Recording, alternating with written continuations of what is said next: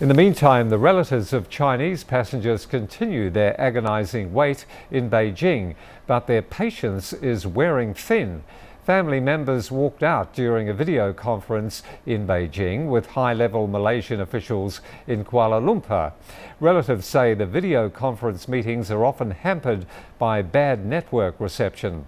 Instead, they say they want regular face-to-face meetings with Malaysian government officials as well as representatives from companies involved in the search such as Boeing, Rolls-Royce and Inmarsat. Families also say they want clear answers to their questions about the search mission. Some are still insisting on an apology from the Malaysian Prime Minister for announcing last month that the missing plane had crashed in the southern Indian Ocean despite a lack of hard evidence. In Kuala Lumpur, Malaysian Acting Transport Minister has vowed to keep up the search effort. I think as far as Malaysia is concerned, and I can only speak for Malaysia, we will not scale down. And this is a promise that I've made to the families of the passengers, and we will continue. And the underwater autonomous vehicle, as it's known, the Bluefin 21, is now spearheading the search for MH370. But if the Bluefin exceeds its limit of 4,500 metres again, it may break down, which means another piece of underwater equipment will need to be deployed. And by all indications, this is going to be a very slow and painstaking process. Now, despite all these challenges, the Malaysian community in Perth have come together to provide encouragement and support. Our correspondent Barnaby Lowe reports from Perth. 48-year-old Ahmad Hassan's restaurant in Perth is a regular hangout for many Malaysians in the city. It's no wonder then that this is also where they've come together to express their support for those directly affected by the disappearance of Malaysia Airlines Flight 370.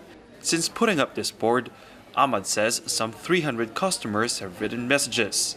I think this provides the opportunity for people to express their feelings and their hopes as well. I think it's no harm being optimistic in this kind of situations, even though it's very slim chances, but there is still hope there. Perth is a melting pot of different races and cultures. There's actually quite a sizable Asian population here, and among them are Malaysians. Now, it's obviously a long way from home, but with MH370 having ended most likely in waters west of the city, many of them say it's now hitting closer to home.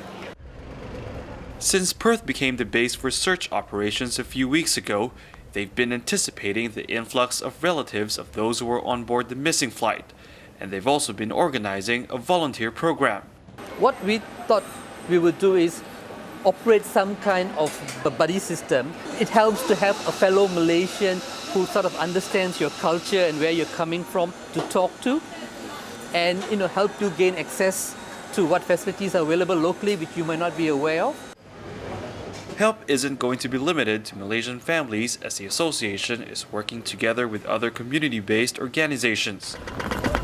But while Perth appears to be ready to welcome them, families of passengers and crews may not set foot here until MH370 is found.